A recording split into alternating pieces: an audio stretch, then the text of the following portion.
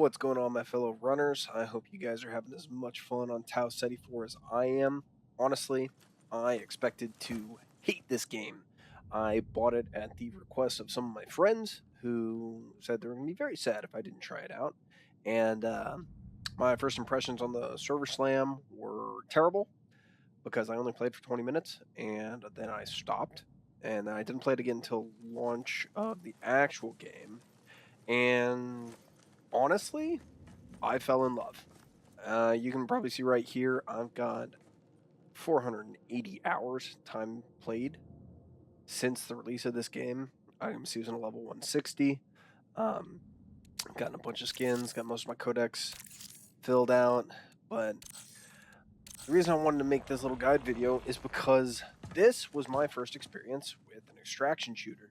And coming over from playing Destiny and Halo, like the gun skill looks and feels amazing. It's really fun, interactive, but this was the first time I had dove into a setting where your loot was at risk. I am very much used to, I earn an exotic and it's mine. So that was a steep learning curve. And frankly, in recent years, with Destiny 2 and now with Marathon, Bungie has had a rough go of it with actually making their onboarding process streamlined. They've hit a little bit on the patch notes recently, extending the newcomer game mode for Perimeter, the beginner level. That's been extended out a little bit, so that's good. They also updated some priority quests, but for those of you who want a couple of tips for how to prepare your account for the season, if you're struggling to feel like you're strong enough, then this is the video for you. So let's get into what you want to look at first. So if you go to your loadout screen, when you first start out on your journey for the season, your stats are going to be pretty low, your baseline stats. So most of these, the heat capacity, the agility, the melee damage, revive speed, self-repair speed, all of these I've already got buffed up through upgrades within the factions. So it doesn't tell you unless you just go inside the faction and look for the upgrades. So right here on Cyber Acme, you're going to want to try and get these heat sinks and the quick fence and the active cool.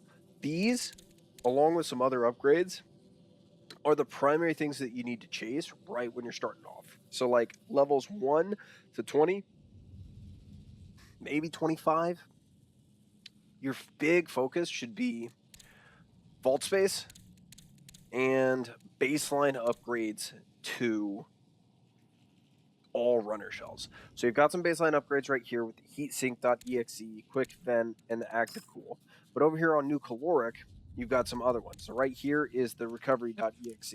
Even just having one or two, this stat increases the speed at which your consumables give you health or shields.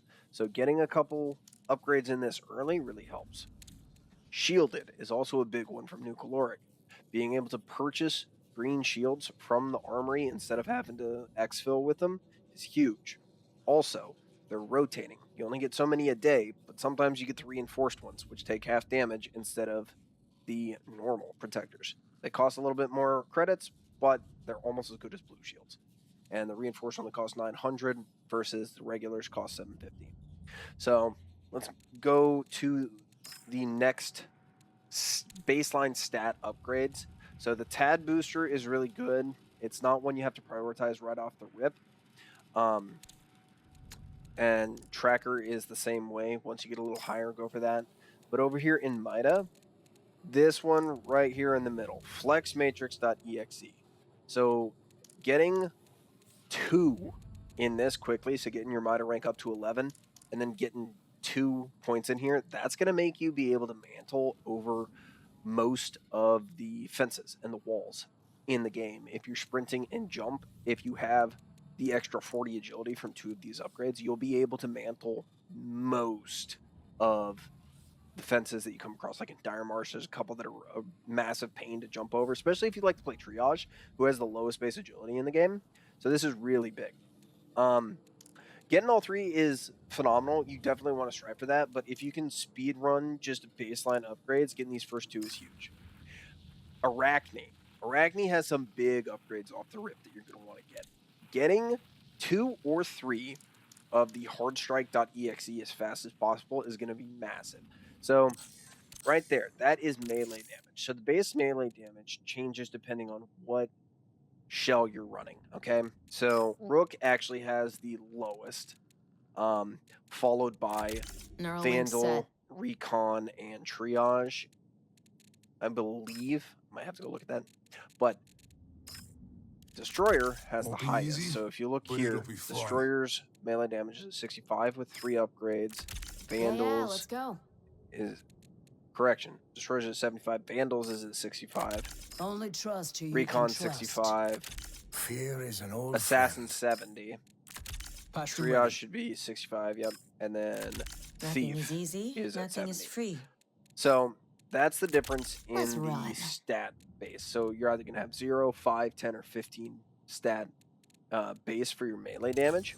And then you get the extra right here from Arachne. And you can get a total of 60 bonus. So that's huge.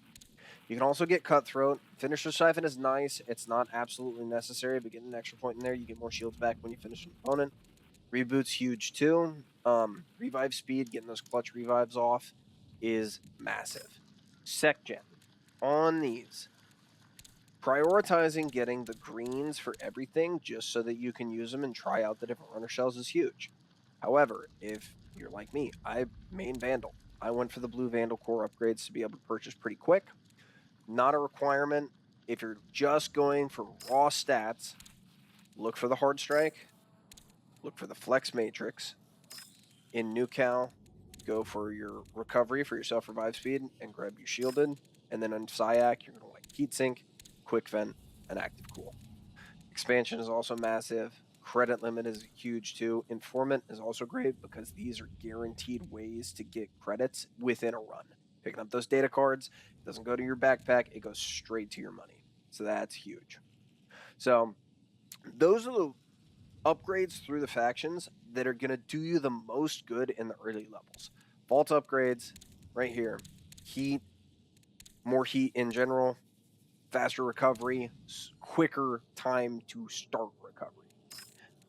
Healing, movement, punch damage. Those are your big ones, okay? So I wish somebody had told me that in the first 20 to 30 levels of the game because I was just getting anything that I could. If I had the materials for it, I upgraded it immediately. There wasn't any really rhyme or reason to it.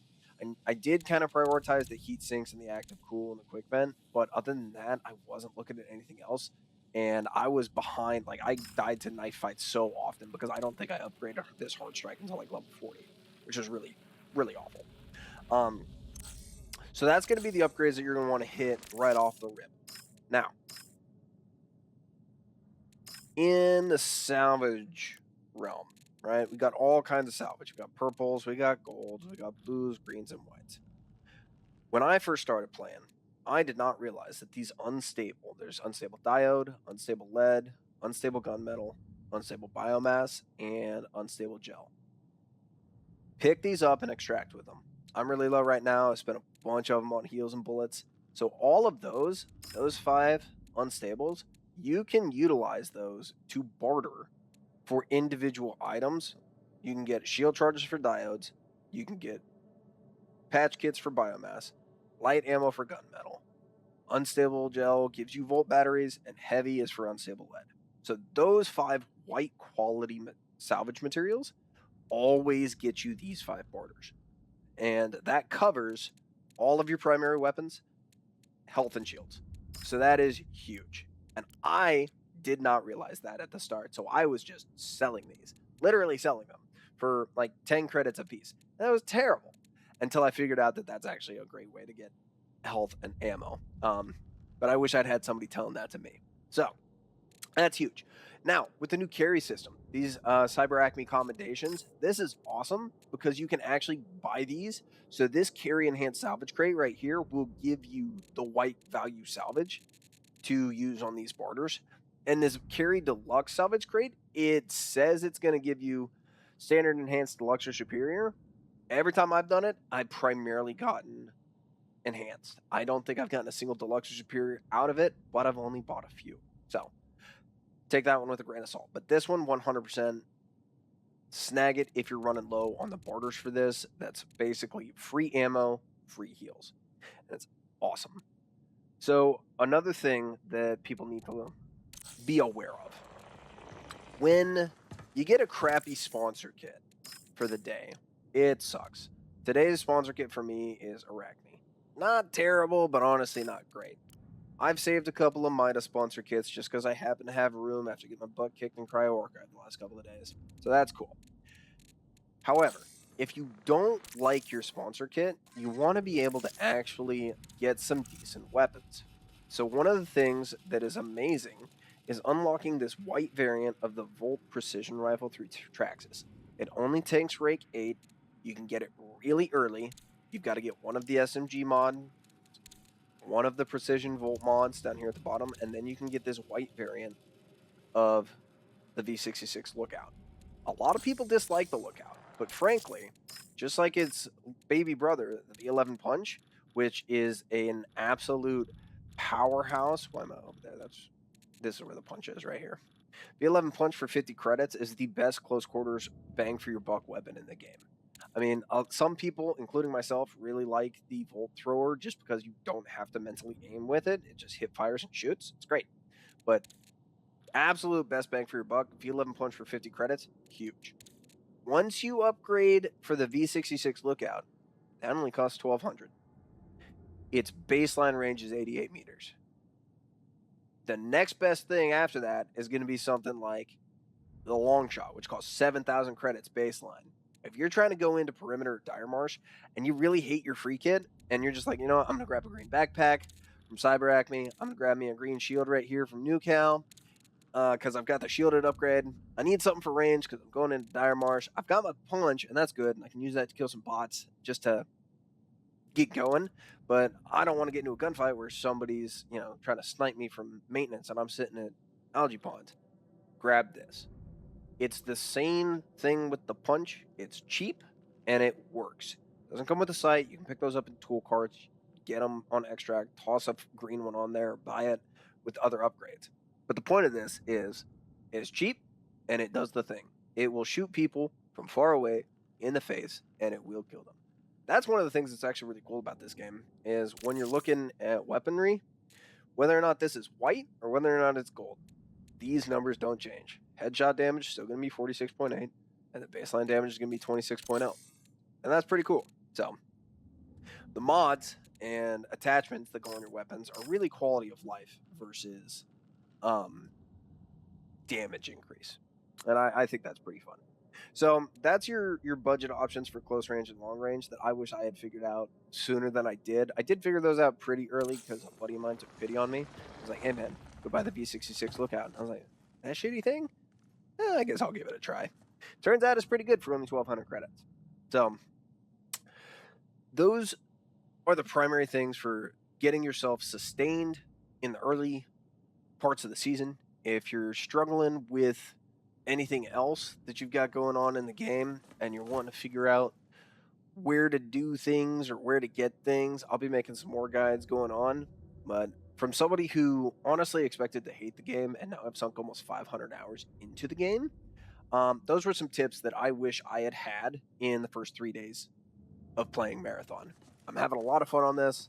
I haven't had the amount of adrenaline rushes in a video game in the last 10 years as I have when I've caught a team lacking in a key room and walked out with golds and purples because they were all just had their noses in a box. So the highs are high and the lows are low, and it's quite fun.